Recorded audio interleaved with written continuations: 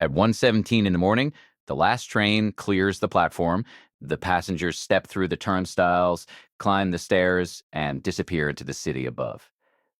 The station goes quiet, but underground, something else begins. The New York City subway runs 24 hours a day, 365 days a year. It does not close, but between roughly 1 a.m. and 5 a.m., train traffic slows to a minimum on most lines. That window is not downtime. It is the maintenance window, the only one available. The Metropolitan Transportation Authority, the MTA, operates 245 miles of mainline track beneath and above the city. That includes 472 stations, thousands of switches, signals, and power relay points. The system moves over 3 million people on a typical weekday. To do that reliably, it must be maintained constantly. Most New Yorkers have stood on a platform and watched a train roll by, close and fast. What they rarely consider is the tunnel behind it, the dark stretch of tube the train just came from. The walls in there are alive with infrastructure, decades of it, layered one gen.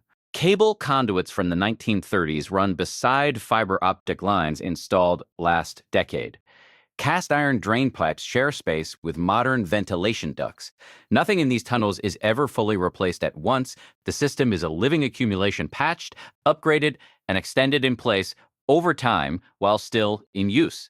At 1:30 a.m., a track gang assembles at the 207th Street Yard in northern Manhattan. 14 workers.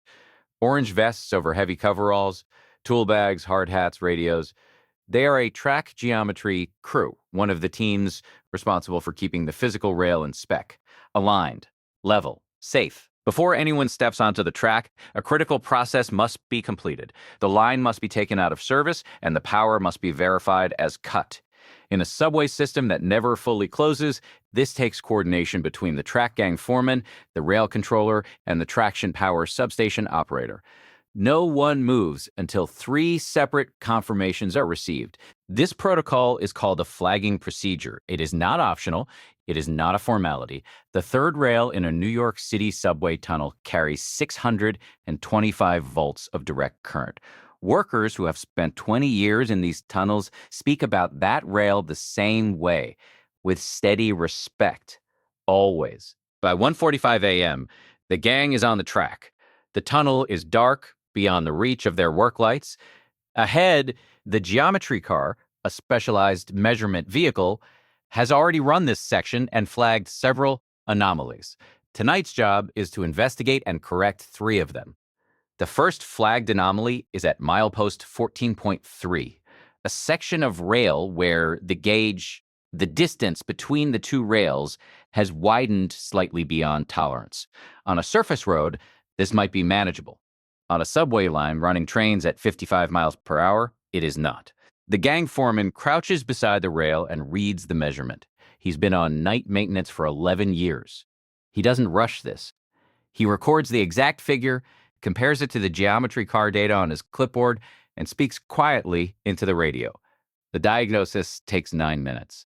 The fix involves tamping, repacking the ballast material that holds the rail ties in position. The tamping machine is too large for tonight's access window, so the crew works by hand. Each worker has a specific role. No one improvises. The tunnel is quiet except for the sound of tamping bars and boots on gravel. Above them, the city is still running. Cabs move across the bridges, hospitals operate, bars are closing, late-night workers walk home. No one standing on a Manhattan sidewalk at 2 a.m. is thinking about the tunnel 60 feet below them, but the tunnel is being maintained in real time on their behalf. Subway maintenance is organized into a hierarchy of urgency. At the top are safety-critical defects, anomalies that must be corrected before the next revenue service begins. Below those are scheduled preventive work. And then there is the long-term capital replacement work that unfolds over years, sometimes decades. Tonight, 3 different crews are working simultaneously across the A-line alone. One on track geometry, one on signal relay inspection, one replacing a section of worn running rail near the Howard Beach station. They don't work in the same area. That is deliberate. The signal system is its own world. New York subway uses a combination of signal generations, fixed block signals installed in the mid-20th century, and newer communications-based train control, CBTC, installed on some lines more recently. On a single night, signal maintainers may be working on equipment that is 20 years old and equipment that is 80 years old, sometimes on the same line. One signal maintainer on the N line tonight has been doing this work for 19 years. She can read a relay ladder diagram the way others read a bus schedule. The work requires patience. A single misread wire can cause a block failure. A block failure in the wrong place can halt service across an entire corridor at rush hour. 40 feet above this tunnel, in a sealed underground room, sits a signal relay interlocking, a room-sized array of electromechanical switches that governs train routing at a junction. Some of these rooms have been operating continuously since the 1930s. The original engineers who designed them have been gone for decades. The knowledge of how they work is institutional, passed down through maintenance crews over generations.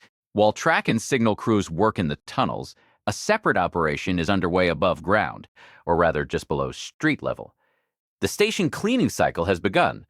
In a system where 472 stations serve millions of riders daily, cleanliness is not cosmetic. Platform debris can enter rail joints. Litter accumulates under benches and becomes a fire hazard. The drainage grates must be cleared. Track fires are one of the subway's most persistent operational challenges. They are not dramatic events. They typically begin as small, smoldering incidents. A piece of litter, a grease accumulation, a cardboard fragment near the third rail. Left unmanaged, they disrupt service. The cleaning crews are part of the fire prevention infrastructure. It is maintenance work that rarely appears in maintenance reports. At 2:30 a.m., a report comes in through the maintenance radio network. A section of the 2/3 line in the Bronx has flagged a drain blockage. Water is pooling in the tunnel. Left unresolved before the morning rush, it could affect train speed restrictions on that segment. A drain crew is redirected to Hogville. The subway tunnel drainage system is itself an invisible infrastructure. Every tunnel in the system sits below the water table. The subway would flood within hours without the continuous operation of pump rooms, sealed chambers embedded in the tunnel walls, running electric pumps around the clock every day for decades. There are over 300 pump rooms in the New York City subway system. Most of them are never seen by anyone outside the maintenance department. Some have been running the same pump model in the same configuration for 30 years. The pump room at Fulton Street has been continuously dewatering since 1936. By 3 a.m., the drain crew has reached the Bronx.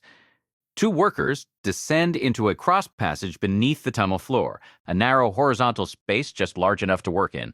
They carry a high-pressure water jet and a vacuum extraction unit. The blockage is a compacted accumulation of sand, gravel, and debris. It is not unusual. It happens every few months on this segment. No part of this work is glamorous. It is repetitive, physical, confined, often cold in winter, suffocating in summer. The tunnels don't have air conditioning. In July, temperatures in active tunnel sections can exceed 100 degrees Fahrenheit. Workers carry water. They rotate. They know this, and they show up. Back on the A line, the track geometry crew has completed its first repair. The foreman remeasures. The gauge is back within tolerance. He radios the result, logs the time, and marks the work order complete. The crew moves to the second anomaly, 3/4 of a mile ahead. They walk it in the dark. The third anomaly tonight is different. At milepost 15.1, a section of running rail shows surface cracking, a condition called head checking. It is an early-stage defect, not immediately dangerous, but it is on the priority repair list. The foreman photographs it, takes measurements, and files a capital replacement request. This section of rail will be scheduled for full replacement within 60 days. This is how a subway system manages aging infrastructure in a city that cannot stop, not through dramatic overhauls, through incremental identification, documentation, and scheduled replacement, conducted night by night while the city sleeps around it. In a separate borough, across the East River, a very different kind of maintenance work is underway. The Canarsie Tunnel, which carries the L train between Manhattan and Brooklyn, required a complete shutdown for rehabilitation between 2019 and 2020. During that period, the tunnel's 112-year-old bench walls, track structure, and electrical systems were substantially rebuilt. Workers spent 14 months in a drained, dark, stripped tunnel. That rehabilitation project involved over 2,000 workers. Concrete was poured in sections. New track bed was constructed. Electrical conduit was replaced entirely. The bench walls, the raised platforms on either side of the track that workers stand on during inspections, were rebuilt from their foundations. It was infrastructure reconstruction at the scale of a civil engineering project beneath a functioning city. That was a major capital project. The nightly maintenance going on right now across all 245 miles of track is different in scale, but not in importance. It is the reason a capital project like the L train rehabilitation only needs to happen once per century. Consistent maintenance extends the life of infrastructure that is already paid for. It defers the far greater cost of complete replacement. At 3:45 a.m., the radio traffic across the maintenance network increases. Crews are beginning their wrap-up procedures. The maintenance window is closing. Trains are scheduled to resume full revenue service at 5 a.m. on most lines. The clock-out process involves not just leaving the tunnel, it involves confirming that every tool, every worker, and every piece of equipment is accounted for and out of the track zone. The tool accountability check is not bureaucratic procedure. In 2020, a maintenance crowbar left in a track gauge caused a derailment on the A line. No one was seriously injured, but the investigation lasted months. Every tool that enters a tunnel is now logged. Every tool must be logged back out. The list must match. By 4:10 a.m., the A-line track crew has cleared the tunnel. The foreman radios the track supervisor. The track supervisor radios the rail controller. The rail controller confirms the segment is clear. The traction power substation operator restores the third rail power. The segment is returned to service. It takes 6 minutes. Across the system, this handoff process repeats dozens of times between 4 and 5 a.m. Each crew, each segment, each confirmation.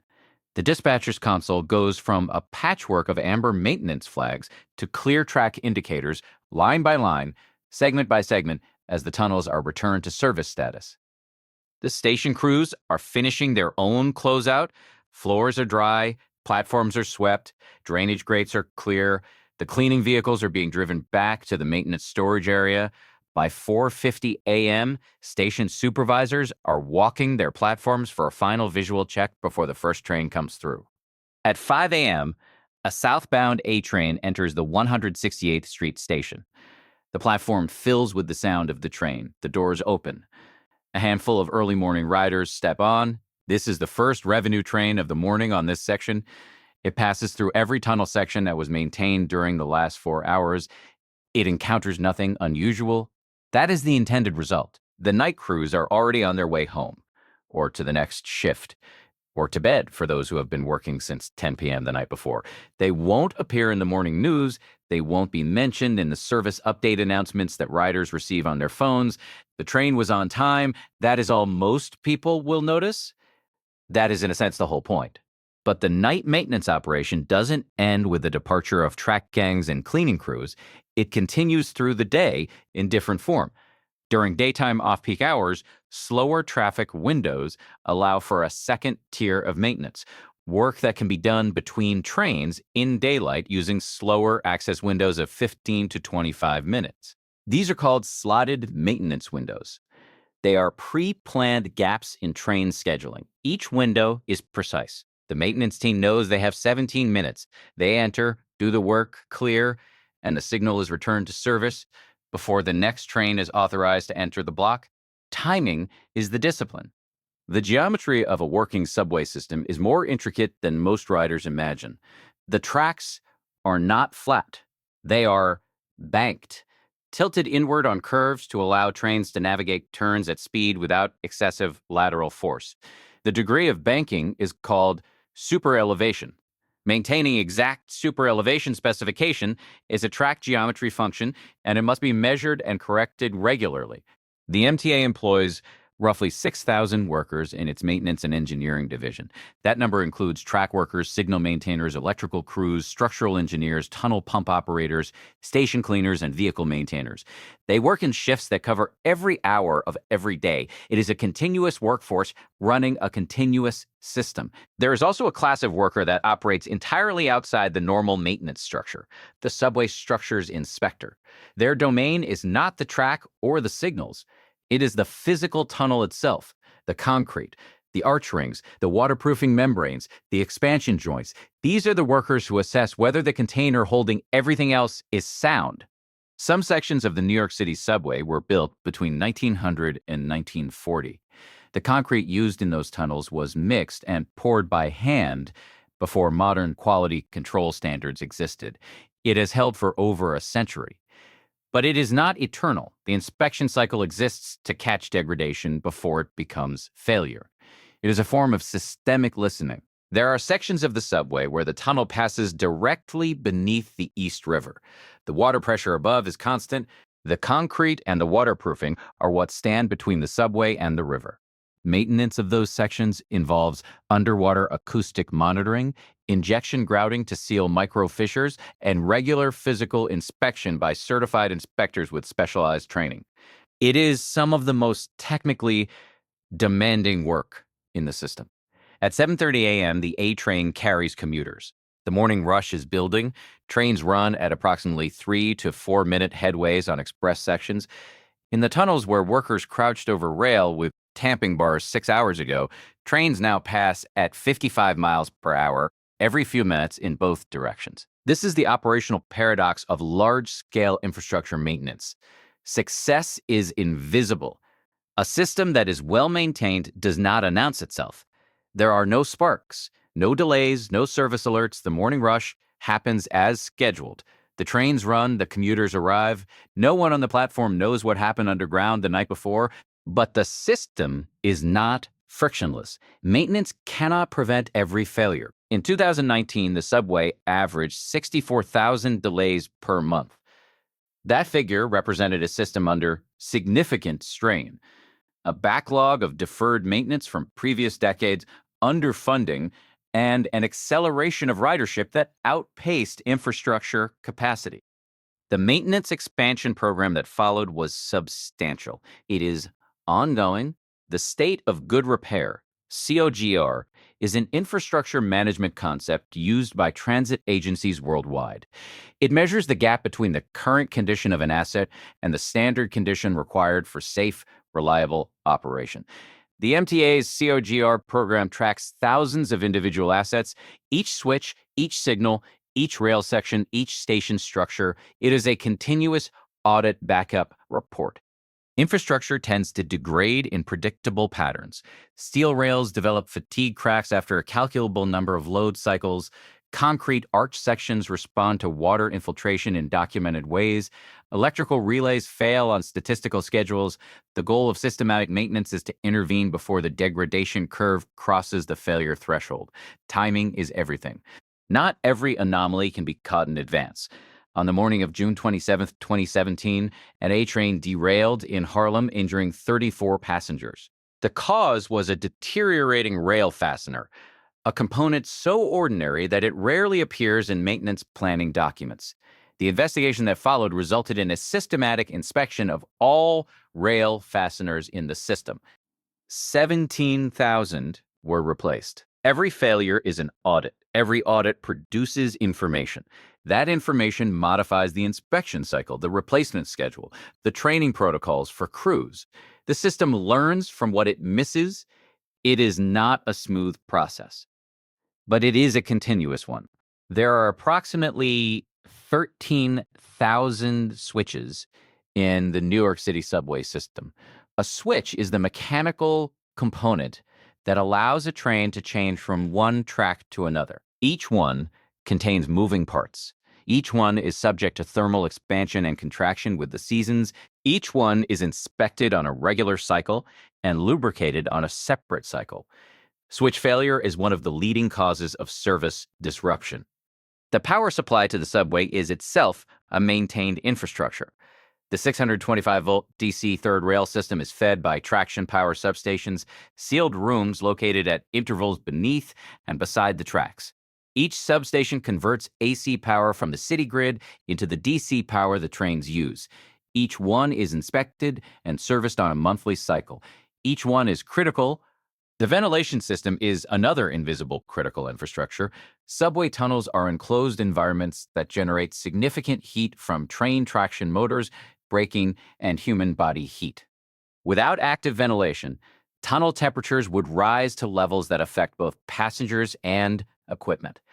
The system operates 209 fan plants, large fan installations in ventilation shafts throughout the system, running continuously. The fan plant crews service those 209 installations on a rotating schedule. Fan blade inspection, motor lubrication, bearing replacement, damper alignment. These are not glamorous tasks, but on a July afternoon in a crowded station when the temperature on the platform is 75 degrees instead of 95, it is because someone performed these tasks correctly, on schedule, in a ventilation shaft that most riders don't know exists. One of the least discussed maintenance challenges in the subway system is corrosion. The underground environment is perpetually damp.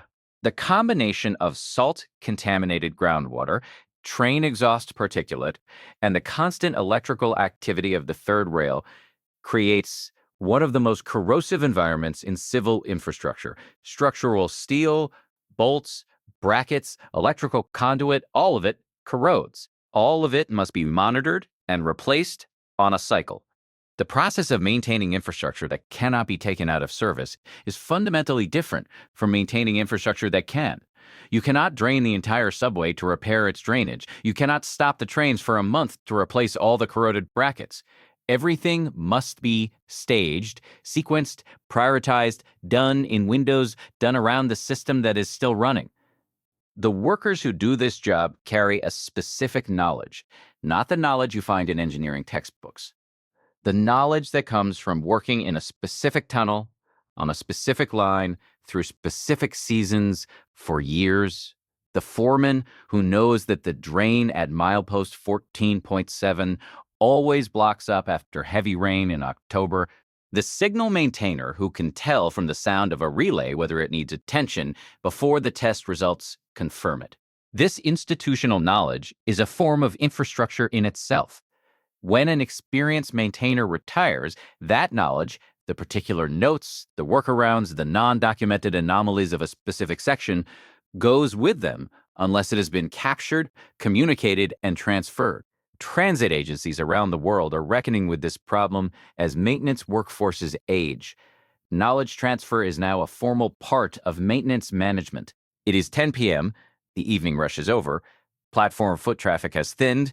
Somewhere on the C line, a track geometry measurement car is beginning its run, collecting data on rail alignment, rail profile, cross-level, and gauge for an overnight report. The data it generates tonight will inform work assignments for the crews who report at 1 a.m. By 11 p.m., the dispatchers are preparing the overnight maintenance schedule. Work assignments are sent to crew supervisors. Access windows are confirmed with the rail controller. Equipment is pre-positioned. The process that will begin at 1 a.m. is already in motion. It never really stopped. At 12:58 a.m., a track gang assembles at the 239th Street Depot in the Bronx. Different crew from last night. Same work, the same tunnels, the same rails, the same pre-shift radio check, the same three-party power confirmation, the same walk into the dark. Each night is its own iteration of the same continuous process. This is the rhythm of the system. Not dramatic, not celebrated, repeated. Every night the tunnels are entered, measured, corrected, and returned. Every morning the trains run. Every day 3 million people move through a system that requires constant human intervention, constant skilled labor, constant attention to remain functional at that scale. What is true of the New York City subway is true of urban transit systems worldwide. London's underground has sections of tunnel dating to 1863. Tokyo's metro maintenance crews operate on similar night windows. Paris, Berlin, Chicago, Washington. The pattern repeats. Large systems running continuously, maintained by invisible night labor, returning to surface normality. The New York subway is often criticized Delays, aging infrastructure, summer heat, uneven service. These are legitimate observations, but they exist in context. The system was built incrementally over 120 years. It was underfunded for decades.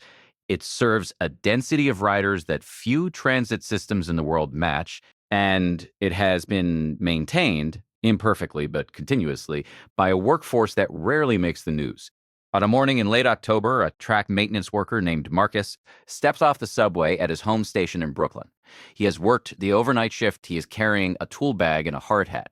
He passes through the turnstile, the same turnstile used by the commuters streaming in around him. He takes the stairs up. He walks out into the morning light. The passengers on the morning train that just passed through the section Marcus spent the night maintaining do not know his name. They do not know that the section they rode through was measured, corrected, and confirmed safe between 2 and 4 a.m. The train ran. That is the relationship between the maintained system and the people it moves. It is asymmetric. It is also, in its way, complete. By 6 a.m., the signal maintainer on the N line has completed her work, logged her findings, secured her cabinet, and cleared the tunnel. She stops at a diner near the 36th Street station. She orders coffee. She sits by the window. Outside, a rush hour N train passes on the elevated track above. She watches it go. What she knows about that train and the tunnel it's running through and the system it's part of, that knowledge is not visible to anyone watching from the street. It doesn't need to be. It exists in the log she filed at 5:49 a.m. It exists in the relay cabinet she tested and secured. It exists in the fact that the train is running on time. Knowledge made operational. Work made invisible by its own success. At 7 a.m., the morning shift maintenance supervisors begin their rounds. They walk their sections. They review the overnight logs. They identify any items that were flagged but not completed. They prepare the work plan for tonight's window. The cycle is unbroken. The handoff between night and day is frictionless. That is the design. The subway is, by any measure, a complex system, but it is not mysterious. It is a physical object. Steel, concrete, copper, grease, maintained by people according to schedules and windows of time using tools. Its complexity is organizational as much as technical, and its continued operation is the result of ordinary human labor, repeated every night, at scale. Every city has a version of this. Most people move through systems like this every day: transit, utilities, logistics, without knowing what holds them together. The answer, almost always, is this: people, working in the parts you never see, keeping the parts you do see running. At 1:17 in the morning, the last train clears the platform. The station goes quiet. The work begins. It will end before you arrive at the platform tomorrow. The train will be on time. The tunnel will hold. The gauge will be within tolerance. You will not think about this. You will not need to. Under this video, there's a subscribe button. It's a small action, but it helps reveal the systems most people never notice. If you're curious about how everyday life actually functions, the coordination, the labor, the invisible structure beneath the ordinary, consider subscribing. And tell us in the comments, where are you watching from? Have you ever worked behind the scenes of a system like this?